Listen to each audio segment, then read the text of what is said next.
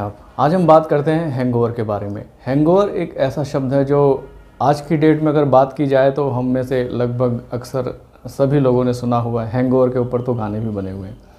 तो हैंगओवर क्या है? हैंगओवर एक ऐसे लक्षण है, कुछ अनप्लेजेंट अनकम्फर्टेबल लक्षण है जो ज़्यादा मात्रा में अल्कोहल लेने के बाद किसी इंसान में पाए जाते हैं।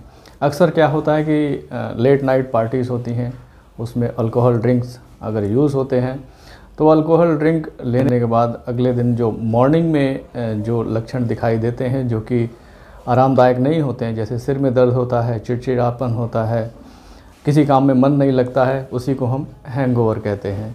हैंगओवर लगभग अगले 9-10 घंटे के बाद शुरू होते हैं और अगले 24 से 30 घंटे तक रहते हैं। तो ये हैंगओवर के लक्षण क्यों होते हैं? क्योंकि मेनली जो इसका कल्प्रिट है वो है अल्कोहल। अल्कोहल जो है एक डायूरेटिक होता है। डायूरेटिक यानी हमारे शरीर से पानी को निकालता है पेशाब के रास्ते, ज़्यादा यूरिन बनता है। इसलिए आप लोगों ने देखा होगा कि अल्कोहल लेने के बाद यूरिन ज़्यादा आता है। तो जब ज़्यादा पानी निकल जाएगा और उसके साथ साथ जो बॉडी के मिनरल्स हैं, सोडियम है, पोटेशियम है, वो भी बाहर फ्लश आउट कर दिए जाएंगे।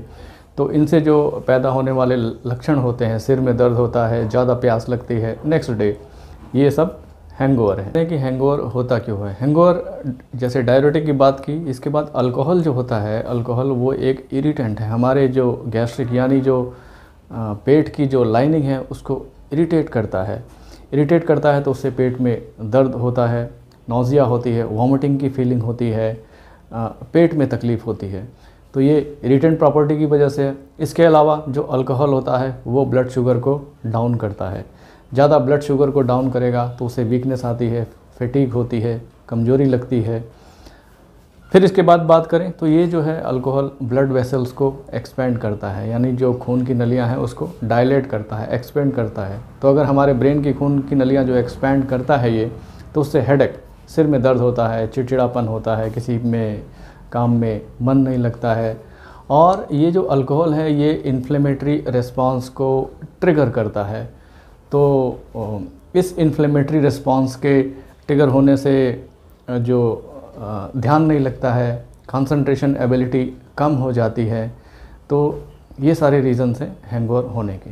कुछ फैक्टर्स होते हैं जो हैंगओवर के प्रक्रिया को, हैंगओवर होने के लक्षण को बढ़ा देते हैं। जैसे लोग यदि खाली पेट ड्रिंक करते हैं और ज़्यादा मात्रा में ड्रिंक करते हैं। जहाँ तक मात्रा की बात है तो ऐसा कोई सेफ़ लिमिट नहीं है। कई लोगों को एक ड्रिंक लेते हैं और उससे हैंगओवर हो जाता है, और कई लोग ज़्यादा ड्रिंक लेते हैं ज़्यादा मात्रा में, लेकिन उससे भी उनको हैंगओवर नहीं होता है।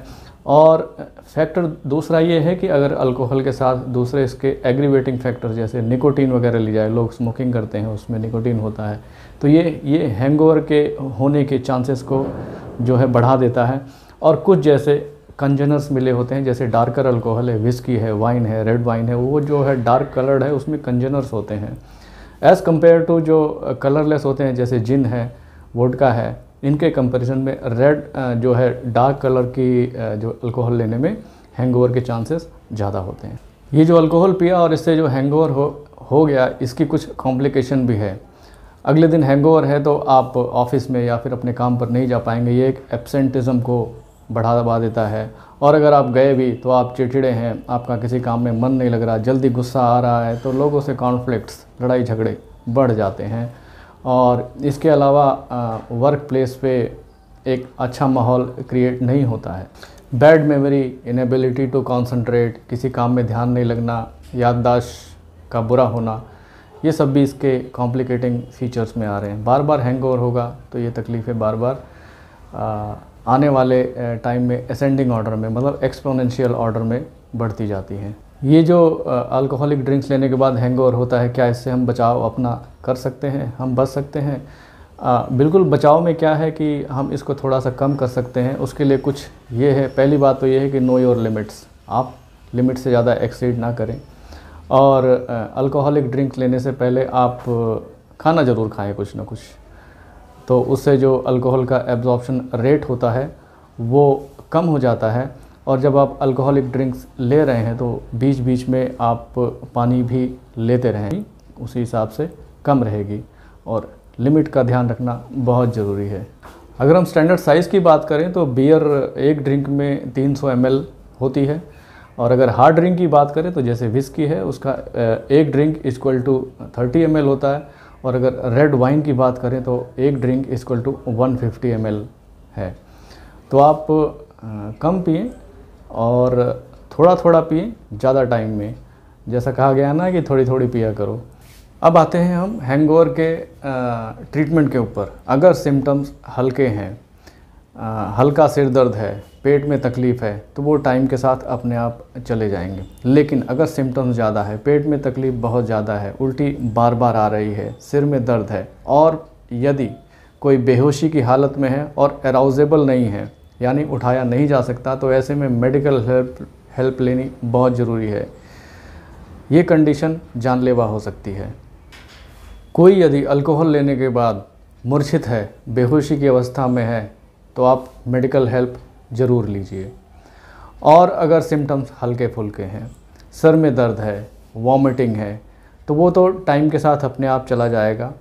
बदन दर्द है, सिर दर्द है, तो आप ऑन द काउंटर जो मेडिसिन्स हैं, ब्रूफेन है, एस्प्रिन है, डिस्प्रिन है, या और कोई पेन किलर हैं, वो आप ले सकते हैं, जिससे आपका सिर दर्द और बदन दर्द में थोड़ी राहत मिलेगी।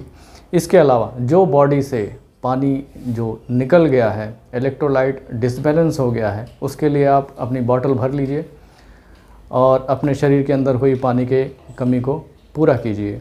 थोड़ा टाइम लगेगा, 10 से 12 घंटे आराम से लगता है हैंगओवर के सिम्टम्स को जानने के लिए। खूब पानी पीजिए, फ्रूट्स लीजिए, फ्रूट जूसेस लीजिए, रेस्ट कीजिए, और अगर सिर में दर्द ज़्यादा है, बैठ नहीं पा रहे, कहीं काम में मन नहीं लग रहा, सोने की कोशिश कीजिए। अच्छी नींद लेने से और टाइम के साथ हैंगओवर के सिम्टम्स खुद ब खुद चले जाएंगे। लास्ट में बस इतना ही कहना चाहेंगे कि अल्कोहल की कोई सेफ़ लिमिट नहीं है। कुछ लोग अल्कोहल थोड़ी सी लेते हैं, उनको हैंगओवर हो जाता है, कुछ लोग काफ़ी ज़्यादा मात्रा में लेते हैं, फिर भी उनको हैंगओवर नहीं होता है।